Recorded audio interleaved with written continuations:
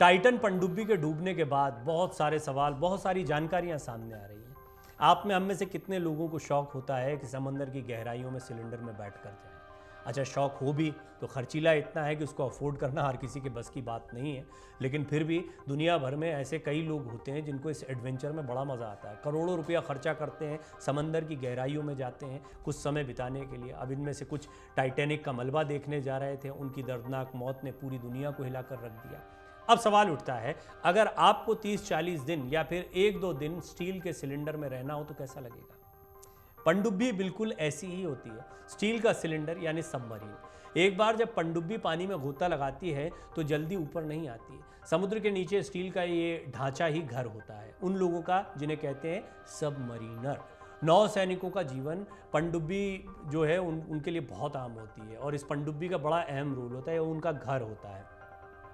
नौसैनिक अगर 30 दिन के लिए पनडुब्बी में हैं तो उन्हें मुश्किल से 3 बार नहाने का मौका मिलता है, वो भी सबकी सहमति के बाद, क्योंकि हर नौसैनिक को प्रतिदिन 3 से 4 मग पानी मिलता है। ब्लेड जैसी चीज़ों का इस्तेमाल करना सख्त मना है, इसीलिए जितने भी दिन वो पानी के अंदर हैं उन्हें बिना दाढ़ी बनाए ही रहना पड़ता है। उन्हें पहनने के लिए ऐसे कपड़े दिए जाते हैं जिन्हें वो लगातार 3-4 दिनों तक पहने और फिर फेंक दिए जाते हैं। खाने के लिए उन्हें बिना तड़के की दाल, रोटी, चावल और बेहद कम मसालों वाली सादी सब्जी दी जाती है।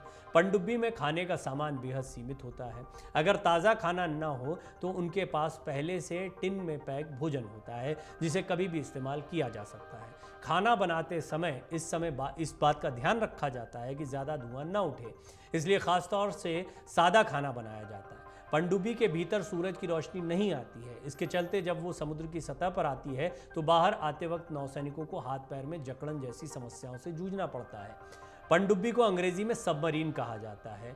ये एक तरह का जलयान है जिसे वाटरक्राफ्ट कहते हैं। ये पानी के अंदर तैनात होता है और समंदर की अथाह गहराइयों में बखूबी काम करता है। दुनिया में सबसे पहले पनडुब्बी का निर्माण एक डच वैज्ञानिक द्वारा 1602 में किया गया था, जबकि पहली सैनिक पनडुब्बी टर्टल 1775 में बना ली गई थी। ये पहली ही पनडुब्बी समुद्र की अथाह गहराइयों में सभी तरह के सैनिक कार्य कर सकती थी। चौंकाने वाली बात यह है कि पनडुब्बियां पहले भी बनाई गई, लेकिन इसका प्रयोग 19वीं शताब्दी में सर्वाधिक चर्चा में आया और यानी प्रथम विश्व युद्ध में तो इसका सबसे ज़्यादा प्रयोग हुआ। खास बात यह है कि इसके बनने के 1 साल बाद ही इसे अमेरिकी क्रांति में प्रयोग में लाया गया था, जबकि 1620 से लेकर अब तक पनडुब्बियों की टेक्नोलॉजी और प्रोडक्शन में बहुत बदलाव आ चुका है। यही वजह थी कि 1950 के आते आते एटमी एनर्जी से भी इसको चलाने के प्रयोग किए गए हैं। बाद में ये डीजल से भी चलने लगी, तकनीक और एडवांस हुई और इसके बाद समुद्री जल से ऑक्सीजन लेने वाली पनडुब्बियां भी बना ली गई। आपको जानकर आश्चर्य होगा कि आधुनिक पनडुब्बियां कई सप्ताह या महीनों तक पानी के भीतर रहने में सक्षम हो चुकी हैं और आज तो एडवांस टेक्नोलॉजी ने इसे बेहद सुविधाजनक बना दिया है। वैसे भी पनडुब्बियों के भीतर सभी तरह की सुविधाएं मौजूद होती हैं। दरअसल पनडुब्बियों ने ही विश्व का राजनीतिक मानचित्र बदला है। यही वजह है कि आज ये किसी भी देश की नौसेना का सबसे अहम हथियार बन गई हैं। हालांकि इससे पहले द्वितीय विश्व युद्ध के समय भी पनडुब्बियों का उपयोग सामान को एक स्थान से दूसरे स्थान तक ले जाने के लिए किया जाता था। खास बात यह है कि आजकल ये पर्यटन के लिए भी इस्तेमाल में आ रही हैं। भारत के पास भी अपनी तकरीबन 16 से ज़्यादा पनडुब्बियां हैं। ये सभी डीजल चलित हैं और इन्हें रूस और जर्मनी से लिया गया है। सरकारी दस्तावेजों की माने तो भारत के पास जुलाई 2022 तक 2 aircraft carrier, 1 amphibians transport dock, 8 landing ship tank, 10 destroyer, 13 frigate, 2 nuclear power ballistic missile submarine, 15 conventional power attack submarine, 19 converter, 8 landing craft utility, 10 large offshore patrol vessels, frigate और 5 फ्लीट टैंकर हैं। इसके अलावा कई छोटी पेट्रोल बोट और दूसरे auxiliary vessels भी भारतीय नेवी के पास हैं। भारतीय सेना के पास यदि केवल सबमरीन की ही बात करें तो इनकी संख्या करीब 16 है। इनमें अरिहंत क्लास की 1, कलिवरी क्लास की 4, सिंधुदुर्ग क्लास की 7 और शिशुमार क्लास की 4 सबमरीन हैं। ये सभी अटैक सबमरीन हैं। अरिहंत क्लास की सबमरीन की यदि बात की जाए तो ये एक बैलिस्टिक मिसाइल सबमरीन है। इसका सीधा सा अर्थ है कि इस सबमरीन से लंबी और मध्यम दूरी की बैलिस्टिक मिसाइल को लॉन्च किया जा सकता है। इसकी सबसे बड़ी खासियत ये है कि न्यूक्लियर पावर या यूं कहें कि परमाणु शक्ति से युक्त सबमरीन है। 6000 टन वजनी INS अरिहंत एक एडवांस टेक्नोलॉजी वेसल है। इसका विशाखापट्टनम में निर्माण हुआ है। इसका उद्घोष है वैंक्विशर ऑफ एनिमीज। 26 जुलाई 2009 को इसको लॉन्च किया गया था। अगस्त 2016 में भारतीय नेवी को सौंप दी गई। 364 फीट लंबी और करीब 49 फीट चौड़ी ये सबमरीन समुद्र की सतह पर 28 किलोमीटर प्रति घंटे की रफ्तार से चल सकती है, जबकि समुद्र के नीचे ये करीब 44 किलोमीटर प्रति घंटे की रफ्तार से चल सकती है। ये सबमरीन अधिकतम 350 मीटर की गहराई तक जा सकती है। इसमें एक बार में करीब 100 कर्मचारी मौजूद रह सकते हैं, जिनमें अधिकारी भी शामिल होते हैं। इसका सोना डीआरडीओ ने तैयार किया है। इसमें टॉर्पेडो ट्यूब की संख्या करीब 6 है और इसके अलावा बैलिस्टिक मिसाइल के लिए अलग लॉन्चर है। तो इस रिपोर्ट में हमने बताने की कोशिश की कि भारत की सैन्य ताकत समंदर के भीतर या गहराइयों में कितनी है और साथ ही साथ में सबमरीन में रहने का अनुभव क्या हो सकता है, क्योंकि इसमें जाना सबके नसीब में नहीं है। यही वजह है कि कई अरबपति जो हैं वो करोड़ों खर्चा करके सबमरीन के जरिए समंदर की गहराइयों में गए, जाते रहते हैं। पहली बार नहीं गए थे, लेकिन ये एक अनफॉर्चुनेट इंसिडेंट था जो टाइटन के साथ देखने को मिला। इसलिए एक बार फिर सबमरीन जो है वो चर्चा का विषय बन गई है और किस तरीके से इनका दर्दनाक अंत हुआ उसने सभी को चौंका दिया, थोड़ा डराया भी। कहते हैं टाइटैनिक डूब नहीं सकता था, इसको बनाने वालों का यही दम्भ था, यही दावा था। फिर कैसे डूब गया? यानी अगर इंजीनियरिंग के लिहाज से देखा जाए, मजबूती के लिहाज से देखा जाए, सुरक्षा के लिहाज से देखा जाए तो सभी मानदंड खरे थे। इसके बावजूद टाइटैनिक डूब गया। अब सभी के जहन में सवाल तो जरूर कौंता है, बेहद शानदार, विशालकाय, खूबसूरत, सारी सुख सुविधाओं से लैस उस जहाज के साथ एक ही रात में सब कुछ कैसे बदल गया? बहुत सारी थ्योरीज हैं, लेकिन इन थ्योरीज के बीच में कुछ चौंकाने वाली बातें भी हैं और ये उस अनजाने अनसुलझे रहस्य को भी हमारे सामने रखती है जो गाए बगाए कई घटनाओं के बाद हमारे सामने आता है। क्या किसी तरह की कोई ऐसी शक्ति है, क्या नाम की वजह से, क्या किसी और समीकरण की वजह से इस तरह की घटना हो जाती है? यूं तो ये अंधविश्वास लगता है, लेकिन कई बार लोग इसको नजरअंदाज नहीं कर पाते जब उन्हें कोई और कारण नहीं मिलता है। पहले टाइटैनिक डूबा, अब टाइटन डूब गई। टाइटन वो पनडुब्बी जो इसके मलबे को देखने के लिए जा रही थी, ऐसा नहीं कि पहली बार जा रही थी। आज यही टाइटैनिक जो एक समय पर कहा जाता था इसको कोई डुबा नहीं सकता, मलबे में तब्दील होकर समुद्र में 13,000 फीट नीचे है। तो क्या सच में टाइटैनिक को किसी का श्राप है? 1997 में बनी मशहूर फिल्म के जरिए इस जहाज की काफी बातें लोगों के सामने आई थी, लेकिन मनोरंजन के लिहाज से बनी इस फिल्म में दिखाई हर बात सच नहीं है। आज हम आपको इस जहाज से जुड़ी कुछ रोचक कहानियां बताने जा रहे हैं। टाइटैनिक के डूबने से जुड़ी सबसे बड़ी कहानी यह है कि इस जहाज में एक श्रापित मम्मी को ले जाया जा रहा था। यह मम्मी जहां जाती है मौत लाती है। इसी मम्मी के श्राप से यह जहाज डूब गया, ऐसा बहुत से लोग मानते हैं, लेकिन जहाज के कार्गो लिस्ट में इस मम्मी का नाम शामिल नहीं था। हालांकि इस थ्योरी को लेकर बहुत अलग अलग बातें आती हैं। यह भी कहा जाता है कि इस अनलकी मम्मी को बाद में ब्रिटिश म्यूजियम में देखा गया। एक सबसे खास बात यह है कि 111 साल पहले जो जहाज डूबा उसका नाम भी टाइटैनिक था और जो पनडुब्बी समुद्र में स्वाहा हो गई हाल में उसका नाम भी टाइटन यानी टाइटैनिक से ही मिलता जुलता रहा है। तो क्या यह भी कहा जा सकता है कि इन नामों में ही कुछ बुरा है या फिर ये नाम ही शापित है? लेकिन ऐसा नहीं है कि इन नामों से बस यही पनडुब्बी और यही जहाज बना है। बहुत सी चीज़ें हैं चलती हैं, बहुत सी चीज़ें हैं जो डूबती हैं, लेकिन बहुत सारे समीकरण हैं। न्यूमरोलॉजिस्ट नाम अंकों के साथ खेलने वाले इस पर अपनी अपनी बातें रखते हैं। बीते 18 जून को ओशन गेट की एक पनडुब्बी टाइटैनिक के सफ़र पर निकली थी। इसे जाना था कनाडा के न्यू फाउंडलैंड में सेंट जॉन्स के दक्षिण में 700 किलोमीटर दूर। यहाँ डूबे हुए जहाज टाइटैनिक का मलबा देखने के लिए सफर पर निकली इस पनडुब्बी का संपर्क महज 1 घंटे 45 मिनट में ही समुद्र के ऊपर मौजूद उसके जहाज पोलर प्रिंस से टूट गया और तभी से इसकी तलाश चल रही है। कई देश इस सर्च ऑपरेशन में जुटे रहे, लेकिन गुरुवार देर रात तक साफ हो गया कि जीवन की कोई उम्मीद करना बेमानी है। पनडुब्बी डूब चुकी है। इसमें सवार 5 लोग अब इस दुनिया में नहीं रहे। टाइटन पनडुब्बी में सवार सभी 5 लोग जाने माने अरबपति थे। इन्हें भी करोड़ों रुपया खर्चा करके मलबा देखने जाना था।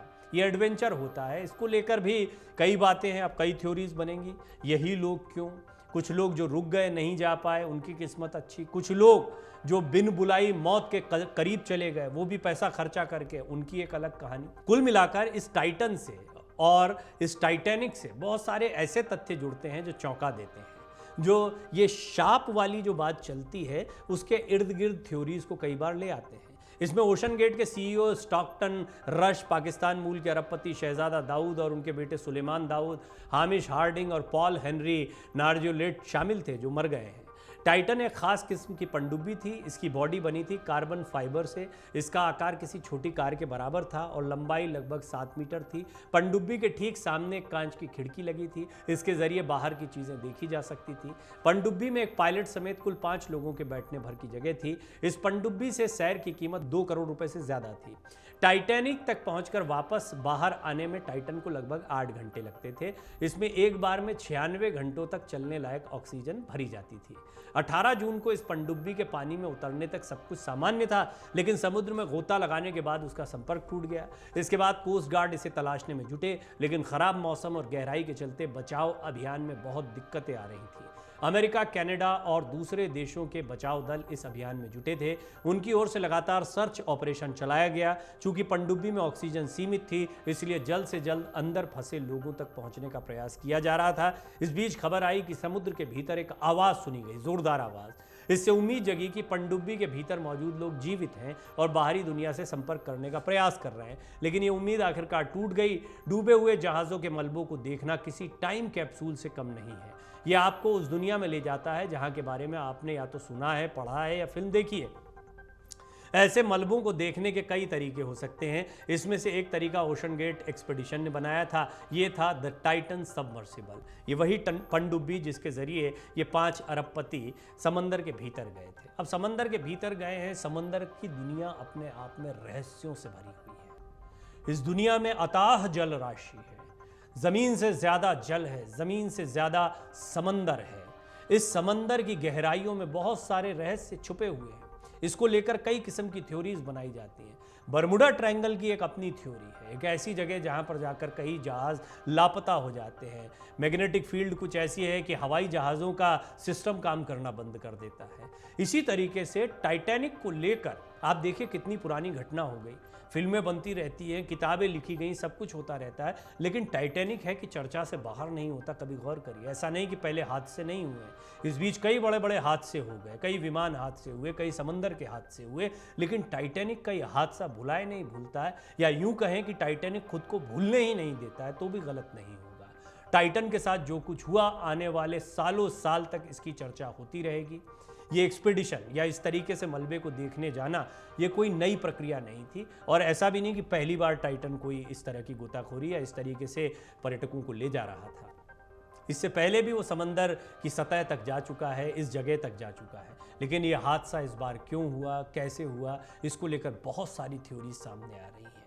लेकिन एक बात बहुत स्पष्ट है, टाइटैनिक का डूबना, टाइटन का डूबना, ये रहस्यों से भरा था और रहस्यों से भरा बना रहेगा, क्योंकि इसको लेकर लगातार एक के बाद एक कई थ्योरीज आती रहेंगी।